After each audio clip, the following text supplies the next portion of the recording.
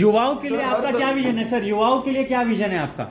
देखिए, युवाओं को नौकरी मिलना चाहिए। यहाँ के जो भूमिपुत्र है उनके बारे में थोड़ा बात करना चाहता हूँ। यहाँ के जो भूमिपुत्र है उनको नौकरी नहीं मिलती है। नौकरियां कहाँ से कहाँ की मिलती है? कॉन्ट्रैक्ट दिया जाता है, कॉन्ट्रैक्ट में उन लोगों को 2-2 लाख रुपए ऐसा मांगते हैं कॉन्ट्रैक्टर लोग, और उनको नौकरी दिया जाता है। वो भी लोग कहाँ के रहते हैं? सफाला के। यहाँ के लोगों को रखते हैं काम पे तो कचरे की गाड़ी पर। नगर पालिका में अगर कोई काम करता है तो 10-10, 12-12 साल, 15-15 साल वो परमानेंट नहीं होता है। क्या कारण है उसका? यहाँ के लोगों ने कुछ गलती किया है क्या? ये बेचारे इनकी भूमि है और ये भूमि ने सभी को बहुत आगे बढ़ाया। मैंने कोविड में भी सरकार से मांग किया था कि कम से कम सरकार ने एक ऐलान करना चाहिए कि भाई जो बच्चे लोग पढ़ते हैं तो उनको 4 महीने की फीस कम से कम कोविड में माफ होनी चाहिए थी, जो सरकार ने भी नहीं किया, ना ही यहाँ के आमदारों ने किया, क्योंकि इनके पास सबके बड़े बड़े स्कूल्स हैं। मैं ये सब बोलता हूँ तो मेरे विरोधी बहुत बन जाएंगे, स्कूल वाले विरोधी बन जाएंगे मेरे, ये बात सही है। पांडे जी 145 जो है गुजराती, मारवाड़ी और उत्तर भारतीय बेस मतदाता है यहाँ पे। जब जब चुनाव आता है उत्तर भारतीयों को लॉलीपॉप दिया जाता है, तो आप इसके बारे में क्या कहेंगे कि कोई भी नेता फेरी वाले को नहीं चाहता, लेकिन बिना फेरी वाले के किसी की राजनीति भी नहीं चलती, इस पे आपका क्या कहना है? देखिए, उत्तर भारतीय गरीब लोग बहुत हैं जो फेरी वाले हैं। मैं एक बात आप लोगों को बता देता हूं कि बिगर फेरी वाले के आपका घर चलेगा क्या? जवाब दीजिए ना। अगर सब्जी हमको नहीं मिलेगी, हमको फ्रूट्स नहीं मिलेंगे, हमको दूध नहीं मिलेंगे, तो आपका घर चलेगा? पत्रकार महोदय जवाब दीजिए, आपका घर चलेगा क्या? तो फेरी वाले के लिए गाइडलाइन करना जरूरी है कि भाई बीच रास्ते पे ना बैठे, एक गाइडलाइन बनाया जाए। इतने हम दावा करते हमने इतने ये बनाए, क्या मार्केट्स बनाए, हमने इतने मार्केट्स बनाए। क्या वो मार्केट्स में हमने 2000 मेरे ख्याल से 3-4 में या 5 में हमने नगर पालिका को एक लेटर दिया था, जब तो कोई प्रोविजन ही नहीं था मार्केट का, तभी नगर सेवक के माध्यम से हमने दिया था कि जितनी भी बड़े बड़े गटर्स है, हमने स्लैब जो डलवाया था, किरण नगर नाला, चिंतामणि नाला, उसके ऊपर एक मार्किंग किया था, और रेलवे के समांतर जो लाइन है उस पर एक डिमार्केशन किया था, भाई 4x5 का ये बाजी वाले लोग को यहाँ मार्किंग करके दो, उनके ऊपर टैक्स लगाओ और उनको एक परमानेंट जगह दे दो, ताकि ये बेचारे गरीब जब यहाँ से जाए भी गांव अपने छोड़ के तो कुछ ना कुछ अपने घर पर ले जाए। आज नगर पालिका में ऐसी स्थिति कर दिया है कि जिसकी लाठी उसी की बैल, जो यहाँ के आमदार है उनके ही कॉन्ट्रैक्टर। शहर में कितने बाजी मार्केट बने, वो बाजी मार्केट दिया, उनको अलॉट किया है क्या? किसी को अलॉट नहीं किया। इनके कॉन्ट्रैक्टर उनको बिठा के उनसे पैसा वसूल करते। आप मेरे को बताओ कि अगर 90 रुपया पर डे का अगर लेंगे तो महीने का कितना हो गया? 9 27 2700 रुपया हो गया। साल का कितना हो गया? कम से कम 20,000 रुपया तक होता है, 18,000। ये 18,000 के बदले उनको एक जगह दे दो ना, 18,000 रोड और साल का टैक्स लगाओ उसके ऊपर, लेकिन उनको एक जगह परमानेंट दे दो ताकि वो बेचारे अपना धंधा करें। और बाहर जो बैठते हैं उनको फिर आप अपनी गाइडलाइन में बिठाइए। अंशु कुमार पांडे जी, अभी आपने बोला उत्तम डंपिंग ग्राउंड के बाद किसी ने उठाया नहीं, विधानसभा में 2 बार गीता जैन ने मामले को उठाया। दूसरी बात मेरा ये है कि ये आपके जो मुद्दे हैं वो कहीं न कहीं विकास अघाड़ी के जैसे लग रहे हैं। ये भी सवाल उठ रहा है कि कहने कि आप उनके दूसरे कैंडिडेट के रूप में देखे जा रहे हैं। ये दोनों के सवाल के जवाब दीजिए। फिलहाल तो मैं किसी का कैंडिडेट नहीं हूँ। हाँ, ये बात सही है कि मैं प्रयास कर रहा हूँ, लेकिन मैं निर्दलीय लड़ूंगा, ये बात भी 200% सही है। मैं किसी का नाम नहीं लेना चाहता हूँ। मैं अपने आप को ये सक्षम समझता हूँ कि मैं काम करा सकता हूँ। डंपिंग ग्राउंड का जिसने भी मुद्दा उठाया, क्यों नहीं हुआ, फिर सब अपनी अपनी दुकान चला रहे हैं तो चलने दीजिए अपनी दुकान। सर, पब्लिक भी अभी जान गई है कि भाई स्वच्छ छवि वाला एक इंसान चाहिए शहर को, और पिछले 5 साल में या 10 साल में या 15 साल में क्या काम हुआ है।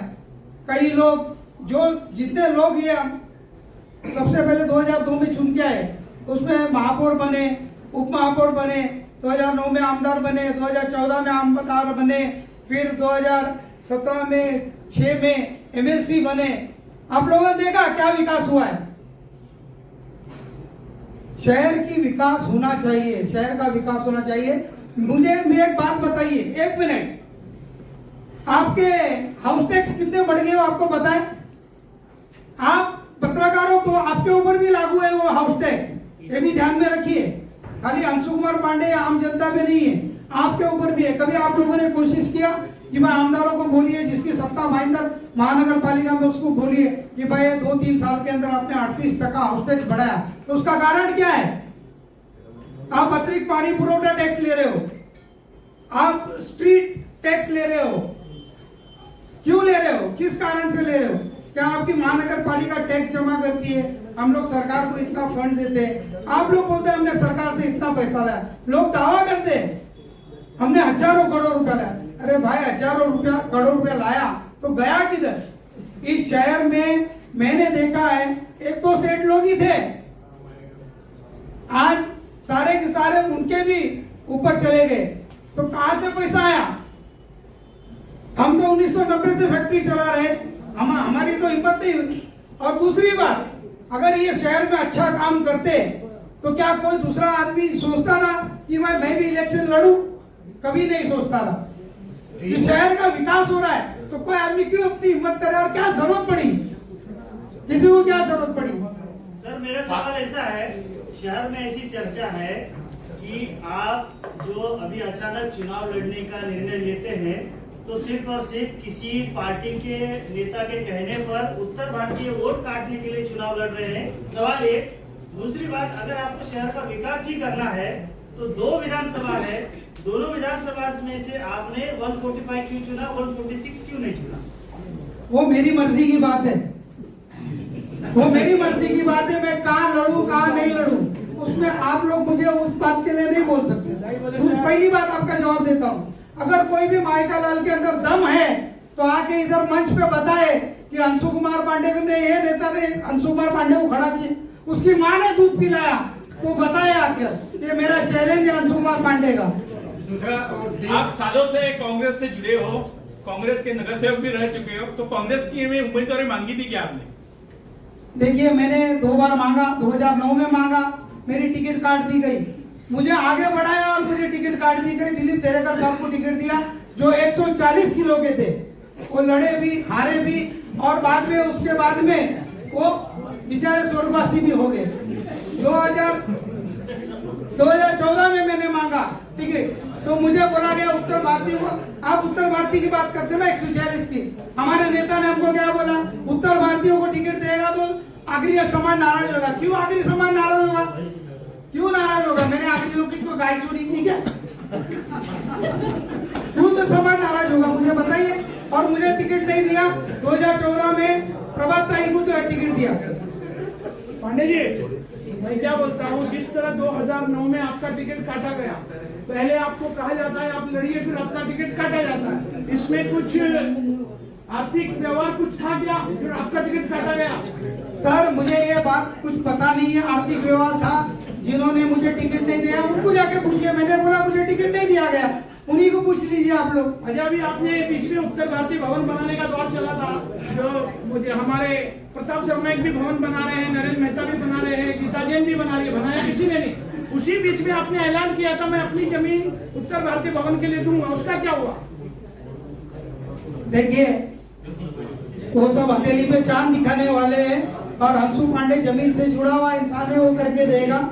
मेरी निजी जमीन है और मेरी वो कोई बड़ी जमीन नहीं है। मैं तो, ये लोग तो सरकार के रिजर्वेशन की बात कर रहे हैं, मैंने तो मेरी निजी जमीन है आरएनपी पार्क में, वो जमीन देने का फैसला किया।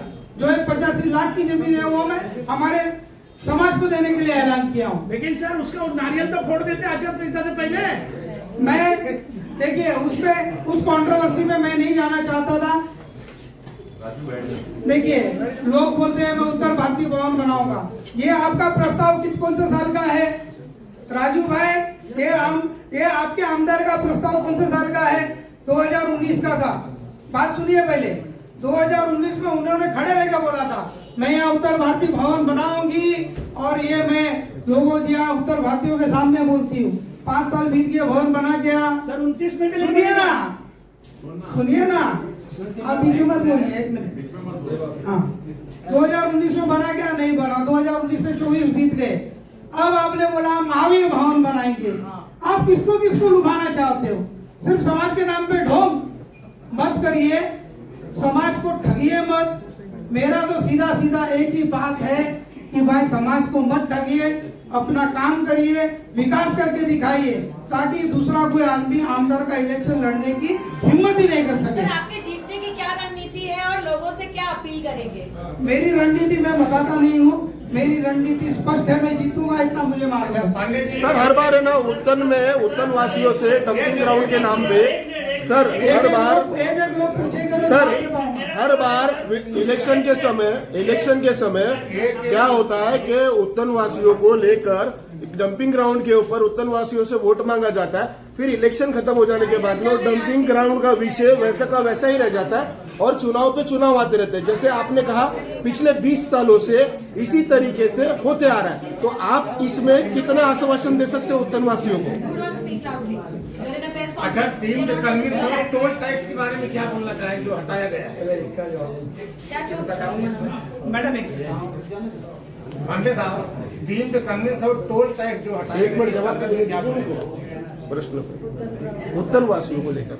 उत्तर वासियों को लेकर मैंने आपको बोला, पिछले 20 सालों में सर हर बार हर नेता ने तो आश्वासन आपने सबको मौका दिया ना, बराबर। हर एक समाज के लोगों को मौका दिया, MLA दिया, मेयर दिया, MLC दिया, सब दिया। तो एक बार अंशु कुमार पांडे को भी मौका देके देखिए। पर आप किस तरीके से उनसे किस तरीके से ज्यादा ऐसा प्रॉमिस करते हो कि हो सकता है ये? 1 मिनट सर, मेरा सवाल ये है, अभी आपने कहा कि 145 चुनने में आपकी मर्जी है, लेकिन कोई भी उम्मीदवार अगर विधानसभा क्षेत्र चुनता है तो उसके पीछे राजनीतिक गणित होता है, विश्लेषण होता है। तो आपका क्या ऐसा विश्लेषण है, क्या गणित है कि आपने एक 145 ही चुना? देखिए, वो मेरी सोच है, मेरे समाज के लोग यहाँ आप मुझे उकसाने की कोशिश मत करिए। मैं आपकी बातें समझ रहा हूँ, मैं ऐसे ही नहीं हूँ अंशु कुमार पांडे, समझे? आप क्या करने वाले हो बता दो बस। मैंने बता दिया, मेरा विजन मैंने बता दिया, मैंने मेरा विजन बता दिया है, रिकॉर्डिंग भी हो गई है। मैं आप लोगों का प्यार और ये सहयोग चाहता हूँ कि आप लोग मेरा सहयोग करें, सच्चे इंसान का सहयोग करिए, मैं जीत के आऊंगा।